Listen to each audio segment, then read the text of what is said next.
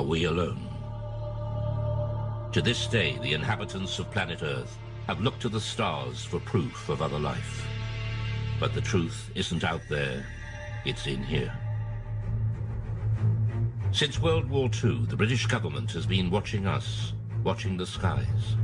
Buried in the vaults of the Ministry of Defense are thousands of reports on UFO sightings, some left unexplained. But now, after decades of secrecy, the files are being released. And for the first time, the truth about Britain's UFOs is revealed. A near mid-air collision. I can't speculate on what it was, I really can't. I mean, I don't know to this day what it was. A World War II bomber's close encounter. I don't talk about it too much to people, only close friends. An unidentified object caught on radar. And new evidence on one of the most celebrated UFO cases, the Welsh Roswell. If it could be shown that any UFOs were extraterrestrial in origin, people's entire belief system would fundamentally change. Strange, unexplained stories that leave many wondering if there really is life out there.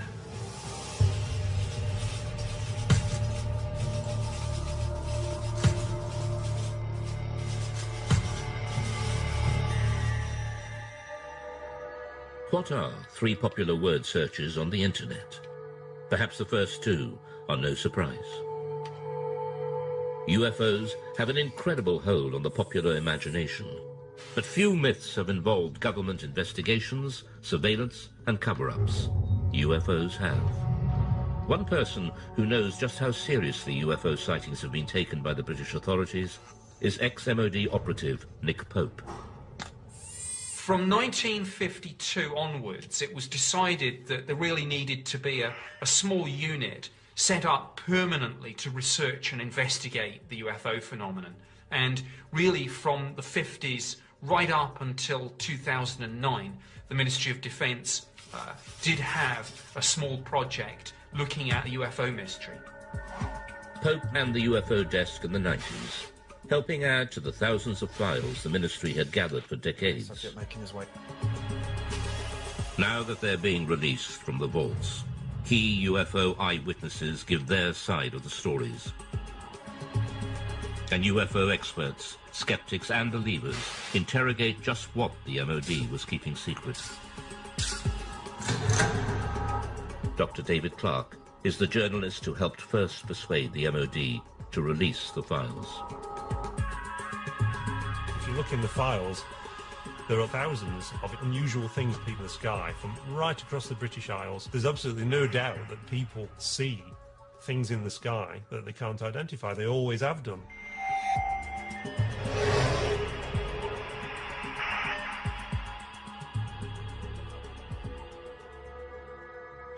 January 6th, 1995.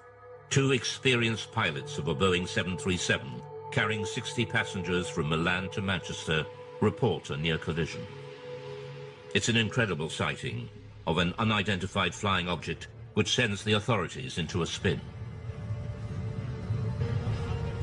In the defence files, there are quite a number of incidents involving near misses between civil aircraft and unidentified flying objects. The most impressive of all was a report that was made by the crew of a British Airways 737.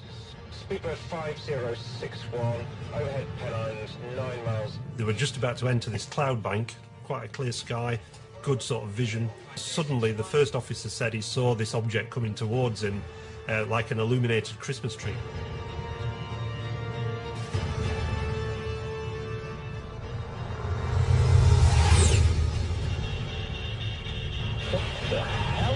It was so low in its approach and so close that he automatically ducked, thinking there was going to be a collision. And this thing just zoomed past, and immediately he turned to the captain and said, "Did you see that?" The captain said, "Yeah, I saw it as well." Immediately the pilots radioed into Manchester Control Tower.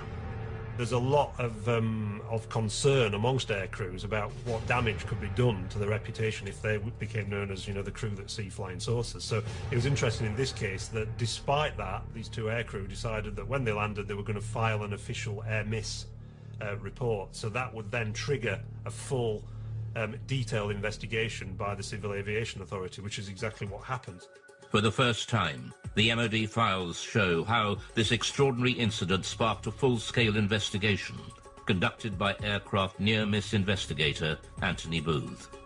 Well, it was unusual for a start because it was the only one in my memory in 7 years of working in that particular department that I'd actually dealt with something like this. We could talk to the pilots, both the pilots. We would go through looking at radar recordings, RT transcript recordings of the voices of the pilots, recordings of what Manchester Air Traffic Control had to say. We just looked at anything that might shed some light on what this object might have been. The pilots now refuse to talk publicly about the near crash, but the MOD files recall what they told Anthony Booth at the time. My attention was initially focused on the glare shield in front of me, but I was diverted by something in my peripheral vision. The object had a number of small white lights, rather like a Christmas tree. The high speed of the object, although unable to estimate its distance, it was very close. There's a transcript of the conversation between the captain of the 737 and ground control. So this is Speedbird 5061. We'll just let something go down the right-hand side, just above us, very fast. And Manchester immediately come back and say, well, there's nothing seen on radar. Was it an aircraft? Well, it had lights. He went down the starboard side very quickly. Manchester say, and just above you? Just slightly above us, yes. Manchester then advise them to keep an eye out for anything, but they can't see anything at all. It must have been very fast. So we'll go down very quickly after it passed you, I think. Okay, well, there you go. The Manchester control tower could not find any radar signal. To radar expert Doug Robb, this is extraordinary. It says the likelihood of such activity escaping detection is remote, as the area is well served by several radars, and any movement at the levels in question would almost certainly have generated a radar response. Nothing was seen. So what was it that avoided radar detection? The MOD files showed that the investigators and pilots considered all the possibilities. It was a hang glider. At night, he's suicidal. Hang glider would not be picked up by normal radar, no. A comet? No, I don't think so. A meteor could be detected on re-entry if the radar was looking exactly in the right direction as that piece of debris went past at some speed. Military? Maybe, but I didn't recognise it. And we're near a major airport. It would have shown up on the radar response. Spy plane? I don't think so. Didn't look like a stealth. Stealth aircraft would not be picked up by normal radars. If a spy plane is being kept secret, it's not going to be flying where people can see it. And certainly nowhere near airliners. UFO? That'd be daft. I don't know. These pilots are not lying. They did have an unusual experience, which to them remains baffling. The files show the investigation seriously analysed the possibility of military activity, but they found no evidence from any official source. It seems most unlikely that such a flight would have been conducted so close to a busy international airport. So what was it? We revealed the conclusion, locked away in the MOD vaults since 1995, reached by Anthony Booth's investigation. Most of the incidents that we looked at, we could arrive at some conclusion, definite conclusion, but in this case, we couldn't really. We had to come up with an assessment of cause and risk. Both the risk and the cause were unaccessible. Degree of risk, unaccessible. Cause, unaccessible. Really, that statement is really, really unusual to find that in an official air miss report, and it's basically saying we don't have a clue what was seen. Look, they'll say back at BA. I think they might rib us about this one. At the end of their the summary of the working group's discussions, it says that there is no doubt that these pilots both saw an object and that it was of sufficient significance to prompt an air miss report. Unfortunately, the nature and identity of this object remains unknown. To speculate about extraterrestrial activity, fascinating though it may be, is not within the group's remit and must be left to those whose interest lies in this field. To some ufologists like Nick Pope, the absence of any real conclusion leaves serious and unanswered questions. Now, to me, this was quite extraordinary. UFO does not mean alien spacecraft, but clearly, in some people's minds, whether it was the pilot and the first officer, or whether it was the investigators at the Civil Aviation Authority or the Ministry of Defence, clearly somebody was thinking, well, maybe, just maybe, this is something extraterrestrial. I can't speculate on what it was. I really can't. I mean, I don't know to this day what it was. All I know is that we can't assume we know everything in this day and age. There may be things that we don't know about. The Manchester near-miss investigation shows just how seriously unexplained sightings were taken by the MOD. But the UFO desk had been receiving reports from pilots for decades. The files reveal sightings during World War II, and in some cases these were considered so grave they were referred right to the top of government. The newly released UFO files confirm what many experts suspected. The British government was investigating unexplained sightings as far back as World War II. I don't talk about it too much to people, only close friends who experienced perhaps flying during the war.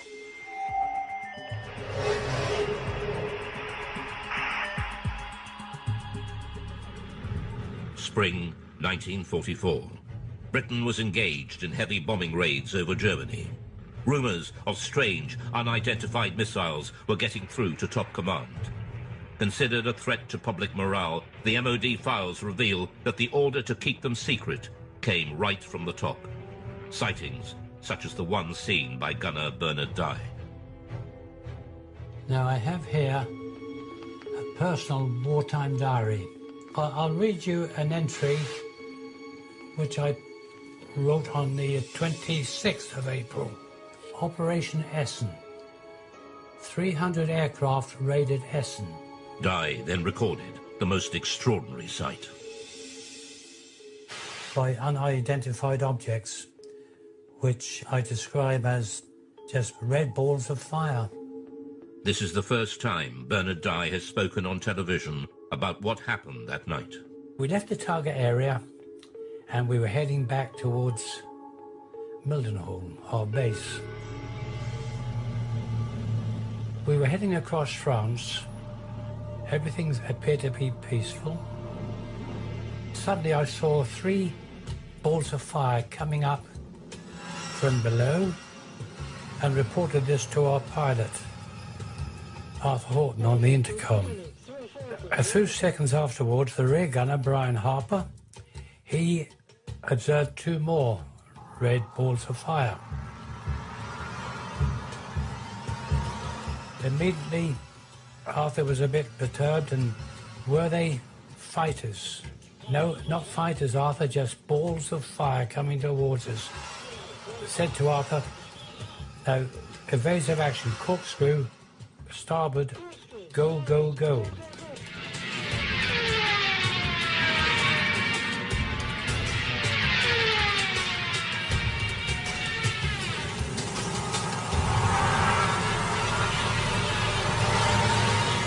We travelled over 300 miles per hour.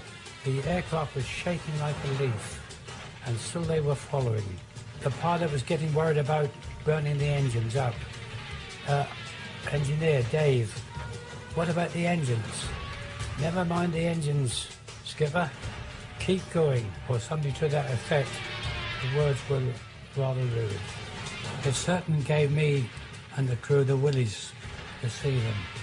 After a short distance, these 5 red objects, they just got slower, and the red lights disappeared into the blackness below, and we got safely home. Well, when we got back to Mildenhall, our base, each crew is interrogated by intelligence officers, and they just laughed at us. And this upset the pilot, and, he said, you wouldn't bloody well have been laughing if you'd have been sitting with us in the aircraft. What did gunner Bernard Dye think they were? Didn't know what to think, but I thought they were just a new weapon that the Germans had invented. Bernard Dye was not alone. Other World War II aircrew had also reported unexplained sightings, and we now know that at least one of these reports was suppressed, and the order to do so came right from the top. Wartime Prime Minister Winston Churchill was so terrified the report would leak out, he ordered a 50-year blackout. Mr. Churchill declared that the UFO incident should be immediately classified for at least 50 years, and its status reviewed by a future Prime Minister. Churchill's order referred specifically to a late World War II sighting made by a British aircrew returning from a reconnaissance mission over Germany. The files record, "My grandfather was present during a debate about an unexpected incident experienced by an RAF bomber crew. The MOD files show that the story originates from the grandson of Churchill's bodyguard, who had been present at an urgent meeting between the Prime Minister and the US commander of the Allied forces, General Eisenhower, who discussed the incident together. He was writing in to see if the ministry could confirm this story, that this guy who was the bodyguard was present at a discussion between Winston Churchill and Eisenhower about a mysterious incident when the crew of a Royal Air Force reconnaissance aircraft that had seen this metallic object that had appeared by the side of their aircraft, and it followed the aircraft, and it behaved in a way that was completely unexplainable in terms of it being, you know, a German aircraft or any other sort of Nazi flying machine that they were aware of. A leading aircraft expert was also at the meeting. He dismissed any possibility that it could be a missile, since a missile could not suddenly match its speed with a slower aircraft and then accelerate again. Churchill was determined this would go no further. Another person at the meeting raised the possibility of an unidentified flying object, at which point Mr. Churchill declared that the incident should be immediately classified. But the file goes further.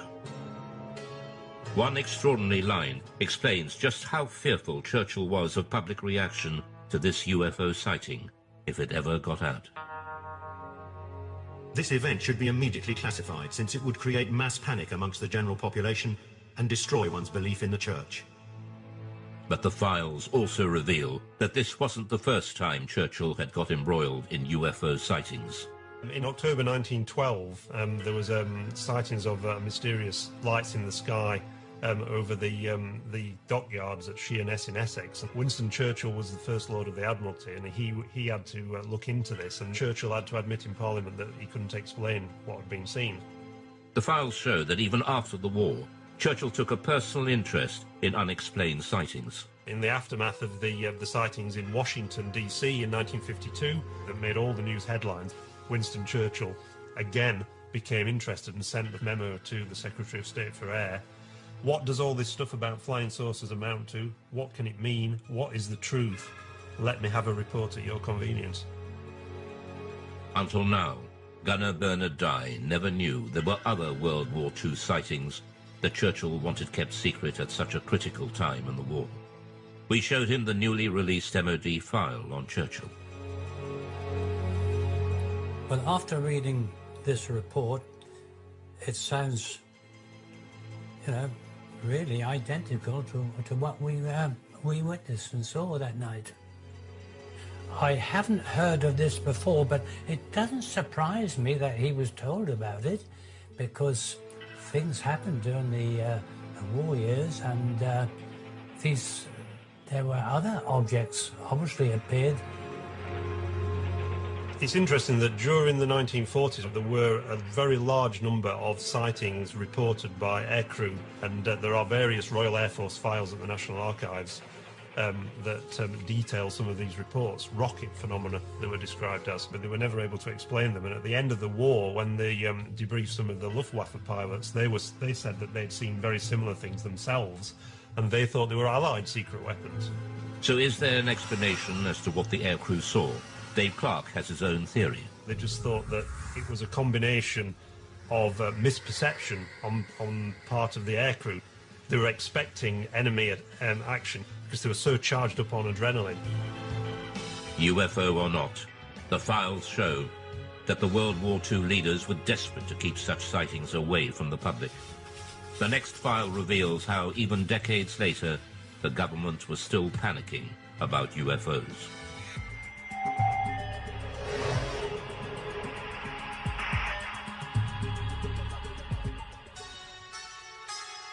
Many UFO experts believe that the Pitlochry file illustrates one of the most significant UFO conspiracies of recent times.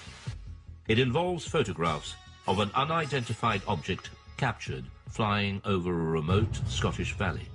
The photos were sent to the MOD, but mysteriously went missing. Journalist Mark Pilkington has spent years trying to track down these UFO images.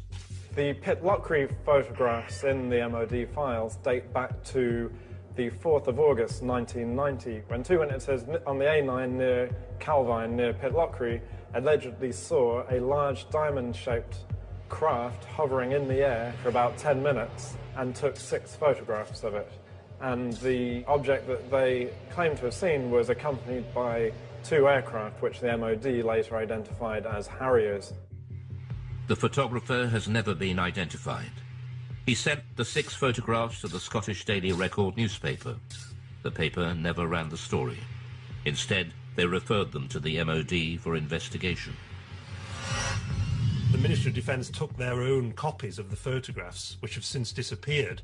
They, according to the files, sent the original negatives back to the Scottish Daily Record, which inexplicably never ran a story on the subject and never published the photographs, and presumably returned them to the 2 men whose names have been removed from the file, so we can't ask the 2 men. So mystery piled upon mystery. All that remains in the files is a photocopy of the alleged photographs. UFOlogists later mocked up this photo of what was seen. But Nick Pope dealt with the original photos and file when he worked behind the MOD desk. Both the Defence Intelligence Staff and the Joint Air Reconnaissance Intelligence Centre analysed this very carefully, and the consensus was clear on this. This was a real object. It was maybe 25, 30 metres in diameter. I sat down with my opposite number from the Defence Intelligence Staff at a briefing about UFOs.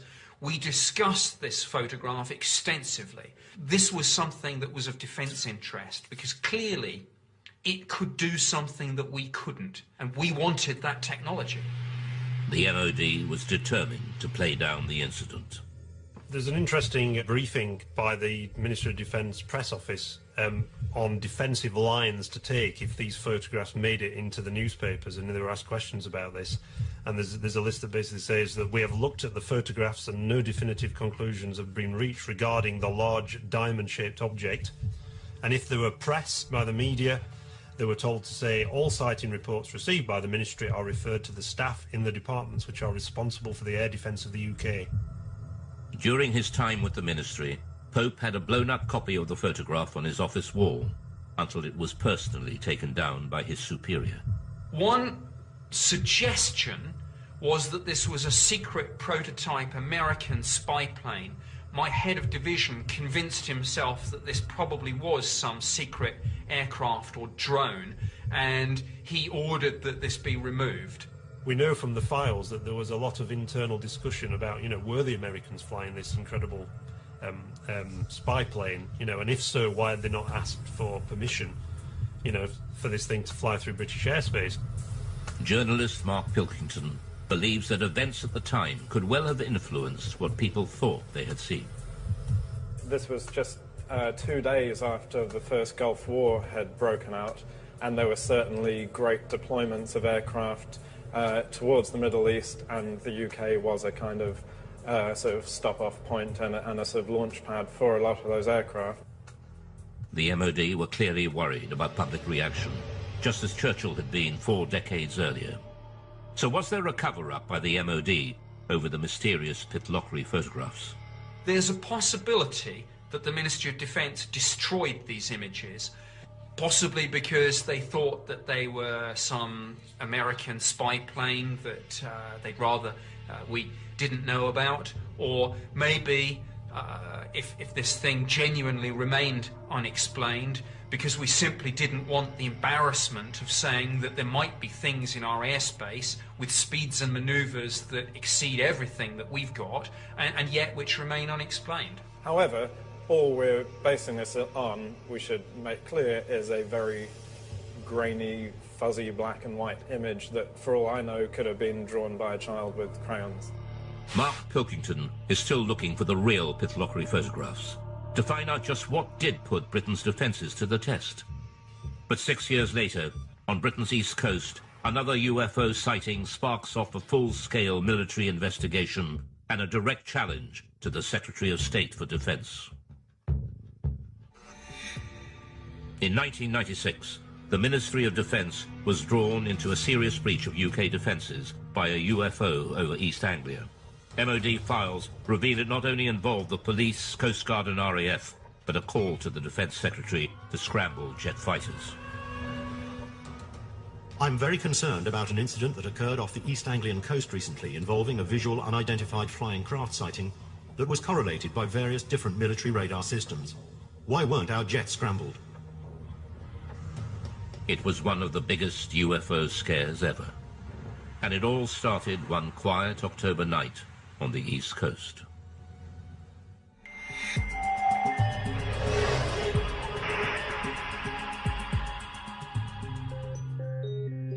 It was the police officers, actually, who phoned in the first reports. There's an extract from that. In the early hours of the morning, the police are saying we can see a red and green rotating light in the sky directly southeast from Skegness. It looks to be high in the sky directly over the Wash. The patrol officers reported the sighting to the station sergeant. I immediately phoned it through to the Skegness control room, who relayed it onto Great Yarmouth Coast Guard Maritime Rescue, suspecting it might be an incident over the sea. We had a report at about 3:15 local time from Skegness Police, and they could actually see this light in a southeasterly direction. We were uncertain of what it was at the time, and we immediately made a report to the local air defence radars to see if they could see anything. The call went through to RAF Neatishead, the most important air defence centre in southern England. Clancy radar has a contact bearing at 221 degrees at... They noticed that on one of the radars, a blip that they couldn't identify, that wasn't an aircraft. Could the mysterious radar blip and the strange lights seen by the police be the same thing? Panic calls from the public started to come in. No, I don't think they're invading. A call was put out to shipping to keep a lookout for unidentified lights. Then a tanker came back. We're seeing a group of lights above the Wash. The vessel at sea was the Connor Coast, and she was in much this sort of area. At 3:50 a.m., Patrol Officer P.C. Leyland rushed onto the police station roof to video the strange lights and managed to capture 5 minutes of footage, now showing a single stationary white light. News of the sighting spread quickly through the UFO grapevine. The transcript of the conversation between the Coast Guard and the police and the trawler crew was leaked to the local news, and it suddenly became this huge UFO incident that got to the attention of the local MP. The sighting gathered such momentum, even local Labour MP Martin Redmond got embroiled and started asking difficult questions. Martin Redmond said, look, you've got police officers seeing UFOs, you've got Royal Air Force officers tracking them on radar, and yet you don't even get the aircraft in the air to take a look at this thing. Here's a copy of the letter that Martin Redmond MP sent to the Right Honourable Michael Portillo, Secretary of State for Defence, and he says, I'm very concerned about an incident that occurred off the East Anglian coast recently involving a visual unidentified flying craft sighting, which was correlated by various different military radar systems. While I'm interested in finding out what was seen, my primary concern stems from the absolute shambles that such an event seemed to cause. So he's really sort of having a go at the Ministry of Defence and saying, why didn't you react to this? What are the RAF doing? So this really stung the RAF. The files reveal a picture of chaos. The letter sparked off an MOD investigation to explain the RAF's resistance. Doug Robb was operations manager on the night. We showed him the MOD findings. He wasn't surprised by the conclusions. This diagram is the radar plots over Boston on that night. And in summary, it shows that Claxby picked up the object, but it didn't move, and it was on land. And after investigation, it was decided that it was the church tower, the Boston Stump, as it's known. The files were certain this was the culprit. The church is known in aviation circles as the Boston Stump and appears occasionally on some radars in certain radar propagation conditions. They said that this was a completely separate phenomenon to the bright stationary lights that had been seen by the police from Boston and Skegness and by the tanker crew. The report concluded there was no justification to order the scramble of RAF fighters, much to the chagrin of the local MP, Martin Redmond. You'd scramble for a high-speed incoming aircraft 200 miles away, but you're not going to scramble aircraft for a fixed object on land. I mean, what's the threat? If what the radar picked up was indeed a church, what then were the mysterious lights seen by the police and the tanker crew? The MOD scrutinized the police video footage. It suggests a distant celestial source. The MOD sent the footage onto the Royal Greenwich Observatory for analysis. Their report has been kept buried since 1996 in the MOD files. UFO and astronomy expert Ian Ridpath was shown their conclusions and the police video.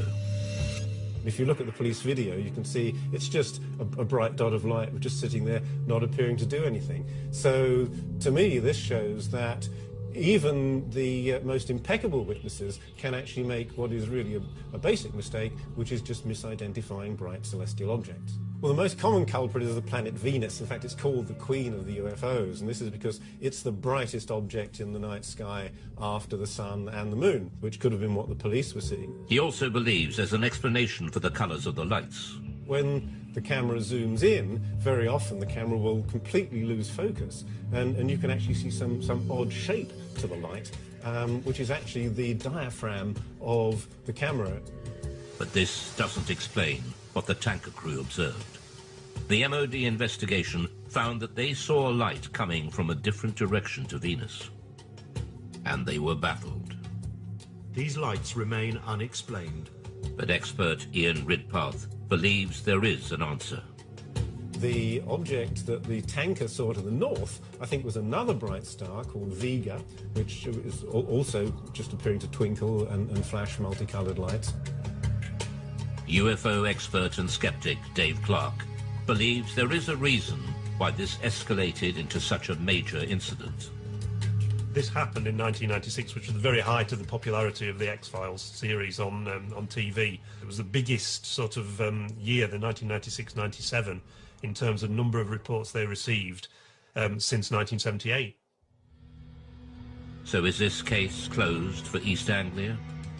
Or will more mystery emerge, just as it has, with one of Britain's most celebrated cases that refuses to go away, the Welsh Roswell?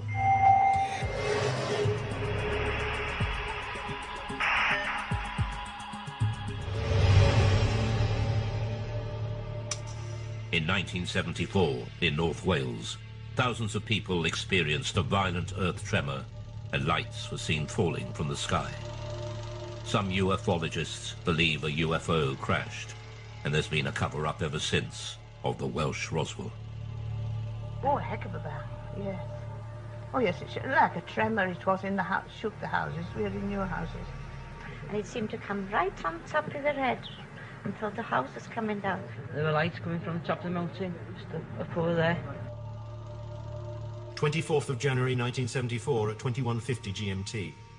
5 bodies spectacularly incandescent were observed traversing the sky. New information has been revealed that opens the mystery further. Named as one of the main witnesses in the Berwyn incident is Hugh Lloyd, then a 14-year-old farmer's son. Just after 8:30 p.m., Hugh's family felt the massive earth tremor. It was a frightening experience. Almost 40 years on, Hugh still remembers that day as if it were yesterday. It was like this thud, and straight away the whole place started shaking very violently. The light flickered and the lights in the picture on television, snow on the screen. But we were all frightened. We didn't have a clue what it was. And Enoch said it must be an explosion, and then the phone started ringing. Hello?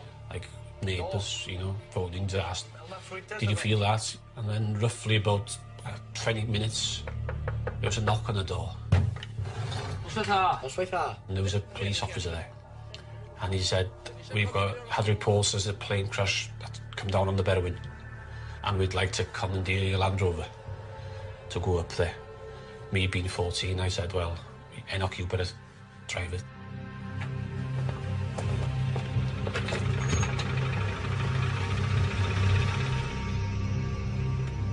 We carried on up the mountain about half a mile, maybe 3/4.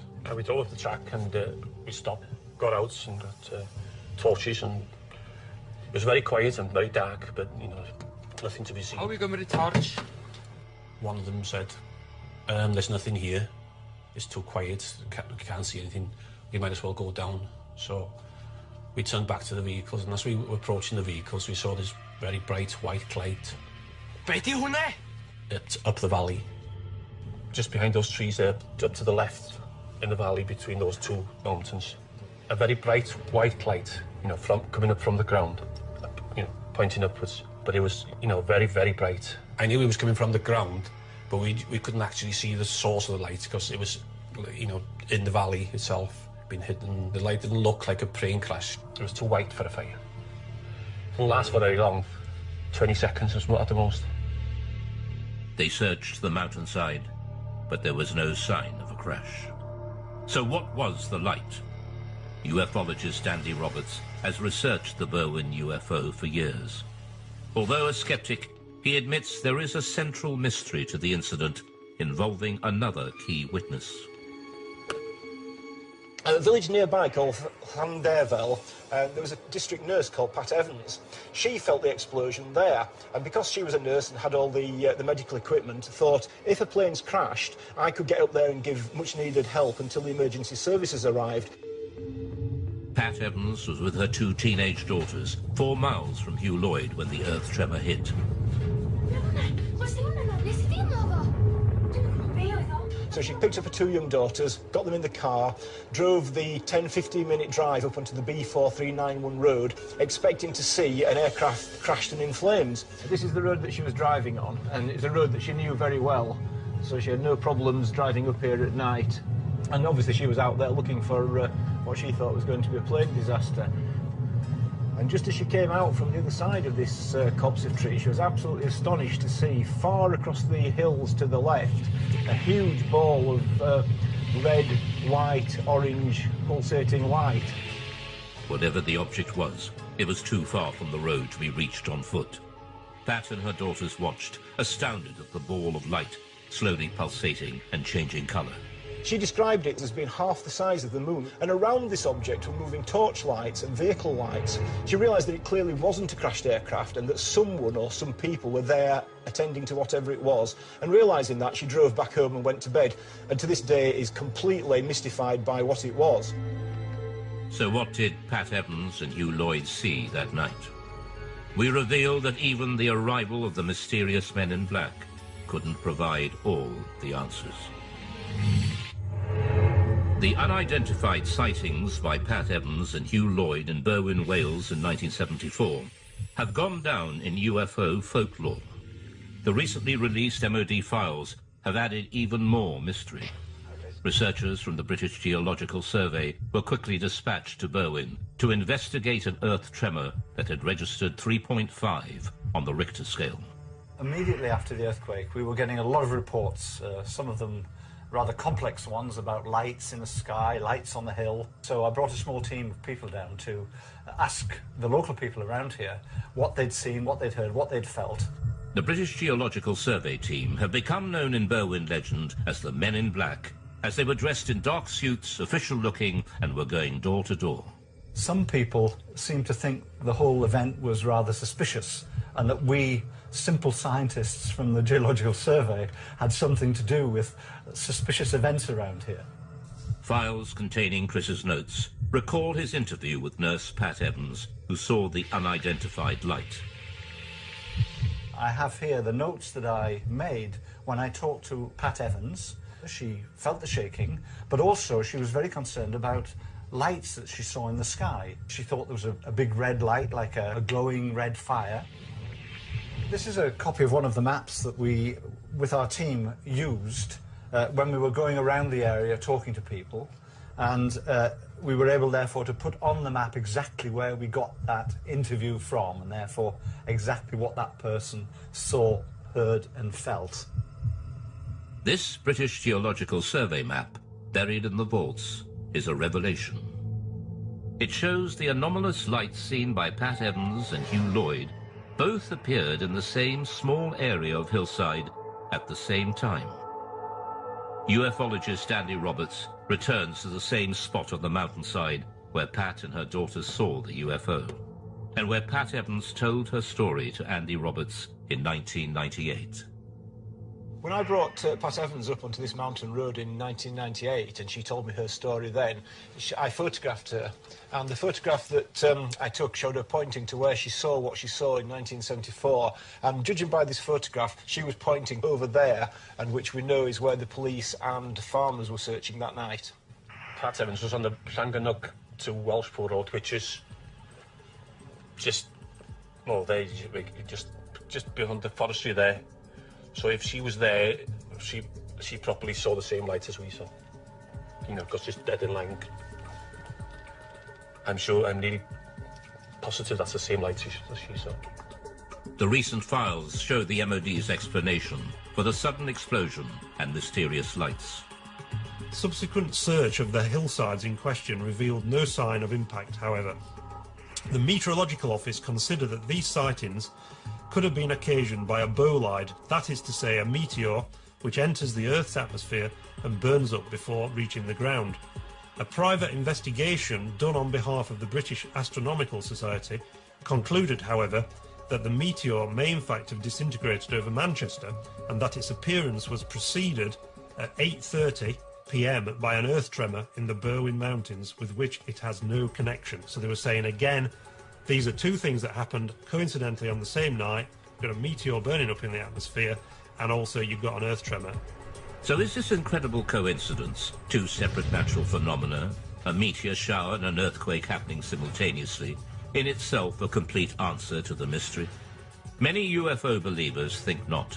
They believe the files failed to answer the big question, what was the source of light Pat Evans and Hugh Lloyd saw on the ground? So what Pat saw is an absolute mystery. I don't think it's a UFO for a minute, although it is an unidentified something. It appeared to be on the ground. If anything, it's an unidentified grounded object. But it's a mystery. So in and amongst all the hype about aliens and extraterrestrial crashing, in amongst the truth and the fact about an earthquake and bolide meteors, what we have is a mysterious sighting of a stationary, large, glowing object on the ground for at least 10 minutes. So is this case closed for Berwyn? There are still many unanswered questions. The Berwyn Mountain incident is, I think in many people's minds, it's not case closed. Some people believe that the release of these files is itself disinformation, and that the Ministry of Defence is still covering up some great secret truth about UFOs. The MOD has agreed to release all the UFO files over time. But will all the secrets be revealed? It seems that the public is not ready to give up believing just yet. For some people, UFOs are with us for a long time to come. Well, until the real ones show up. Some people suggest that this drip feeding of information to the public about UFOs is getting people ready for the day when it is announced that actually these things are real.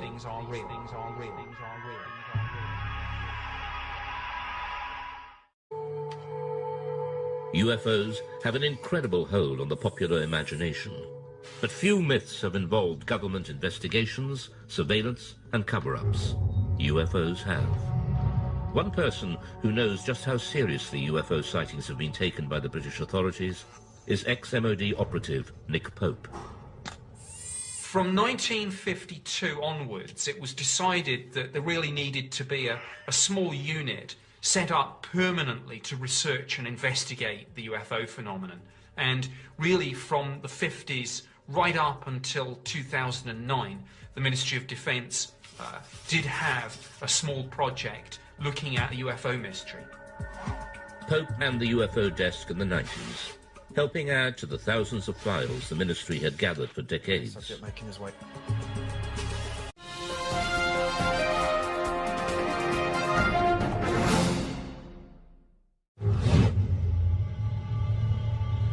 Are we alone? To this day, the inhabitants of planet Earth have looked to the stars for proof of other life. But the truth isn't out there, it's in here. Since World War II, the British government has been watching us, watching the skies. Buried in the vaults of the Ministry of Defence are thousands of reports on UFO sightings, some left unexplained. But now, after decades of secrecy, the files are being released. And for the first time, the truth about Britain's UFOs is revealed. A near mid-air collision. I can't speculate on what it was, I really can't. I mean, I don't know to this day what it was. A World War II bomber's close encounter. I don't talk about it too much to people, only close friends. An unidentified object caught on radar. And new evidence on one of the most celebrated UFO cases, the Welsh Roswell. If it could be shown that any UFOs were extraterrestrial in origin, people's entire belief system would fundamentally change. Strange, unexplained stories that leave many wondering if there really is life out there.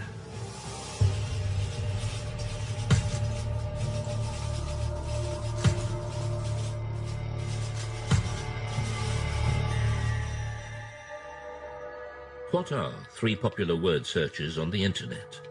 Perhaps the first two are no surprise. 60 passengers from Milan to Manchester report a near collision. It's an incredible sighting of an unidentified flying object which sends the authorities into a spin.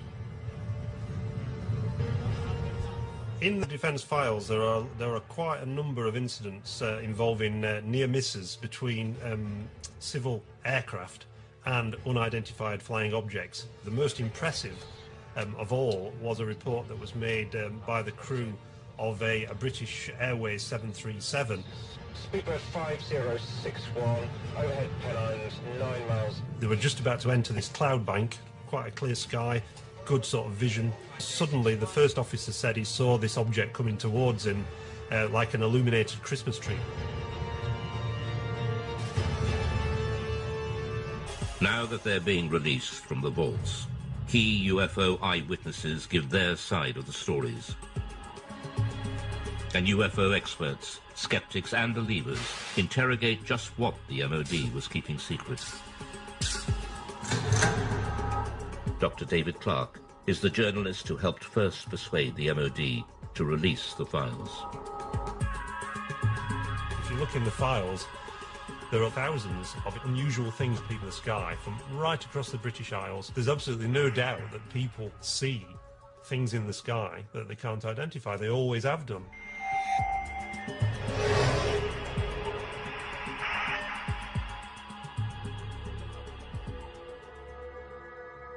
January 1995. Two experienced pilots of a Boeing 737 carrying